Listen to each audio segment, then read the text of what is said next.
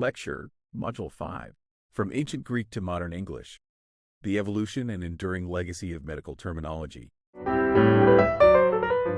Before beginning the lecture, I'll first introduce the key figures and their works that I'll reference, as well as the Greek and Latin-derived medical terms that will be discussed.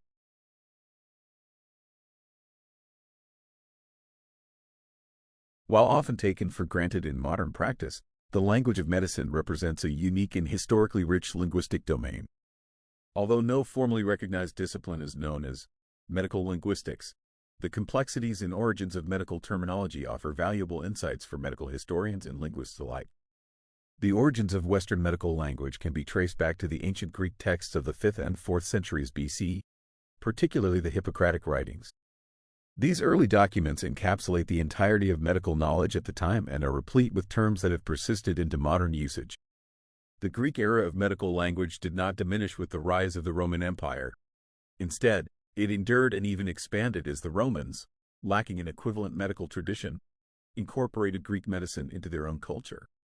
Greek physicians, such as Galen of Pergamum in the 2nd century AD, played a crucial role in the Roman medical system. Their works continued to be highly respected for centuries. Many of the terms coined during this period, such as catarrh, from the Greek for downflow, diarrhea, throughflow, and melancholic, pertaining to black bile, remain in use today, underscoring the enduring influence of Greek on medical terminology. A significant linguistic transition occurred at the dawn of the 1st century AD when Greek was still the primary language of medicine within the Roman Empire. Aulus Cornelius Celsus, a Roman aristocrat, authored De Medicina, an encyclopedic work based on Greek sources. Faced with the challenge of a lack of Latin equivalents for many Greek medical terms, Celsus employed several strategies. 1.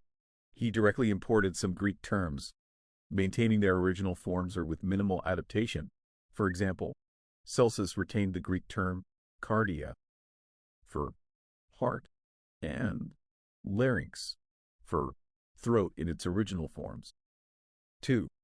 He Latinized specific Greek terms, adapting them into Latin forms like stomachus and brachium using Latin letters and adjusting the ending to fit Latin grammar. 3. Most notably, Celsus preserved the vivid imagery of Greek anatomical terminology by translating these terms into Latin, maintaining the anatomical reference. For example, kephale became caput for head, ophthalmos became oculus for eye. During the Middle Ages, another linguistic shift occurred as classical Greek medical texts were translated into Arabic. Scholars in the Arab world contributed original works to the medical literature, introducing a limited number of Arabic terms into Western medicine. However, the Renaissance marked the beginning of the era of medical Latin, as Greek and Arabic texts were translated into Latin, a language that had by then become the lingua franca of European scholars. The first printed edition of Celsus de Medicina appeared in 1478, followed by Latin editions of Galen and other medical texts. Over the following centuries, nearly all significant medical works were published in Latin. This period solidified medical Latin as a stable and widely understood medium, allowing the medical community to communicate effectively across national boundaries. As the use of Latin in medical practice began to wane, national languages gradually replaced it. The decline of Latin in medical communication gave rise to national medical languages, such as Medical English, French, German, and Italian. While these languages incorporated medical terms derived from Latin, they also developed unique patterns based on their linguistic traditions. While national medical languages initially relied on importing and adapting existing Latin terms, medical scientists continued to create new terms as they developed new concepts. These neologisms often drew on Greek roots rather than Latin due to the Greek language's greater flexibility in forming compound words. Terms like nephrectomy, ophthalmoscopy, and erythrocyte illustrate this trend, demonstrating a preference for the concise and precise structures that Greek roots allow.